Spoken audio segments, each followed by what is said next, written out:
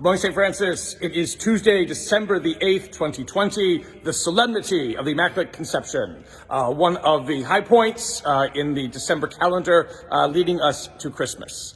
I am coming to you again from the inside of the church, from our Marian shrine here in one of the transepts. The statue of Mary behind me, my jury is out as to whether or not I like it. Both she and baby Jesus have a very intense gaze that looks almost astounded, which is perhaps good when one encounters God.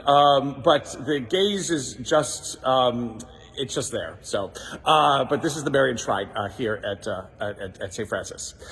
Today, again, we celebrate a doctrinal feast. There is no evidence in Scripture for Mary being conceived without sin. That she was a virgin, yes. Conceived without sin comes in a little bit later, Middle Ages. Not until the mid-1800s does it become a dogma of the Church.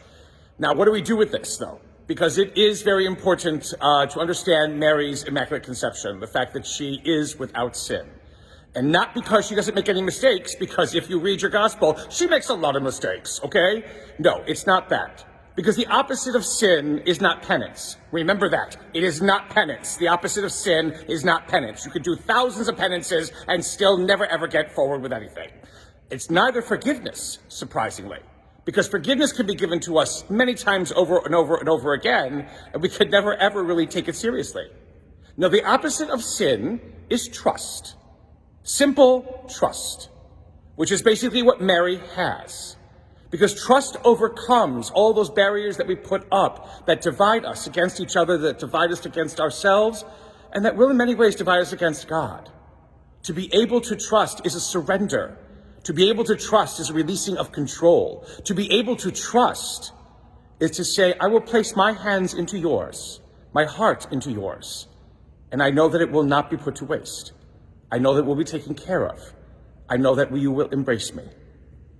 That is why the Annunciation is always the gospel reading for the Immaculate Conception, not Mary being conceived without sin, because again, there is no record of that in Scripture, but it is Mary's great act of trust in not knowing exactly what is going to happen to her when an angel appears all of a sudden, again, like John the Baptist, and says miraculous things to her, that she will bear the Son, who will bring the world to its fulfillment and allow the world to know itself as it truly needs to know.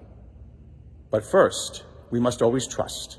We must trust that we must trust that God knows what God is doing. We must trust in ourselves. We must trust in one another. We must trust that all will move towards the good. And on this day, may the Lord give you peace.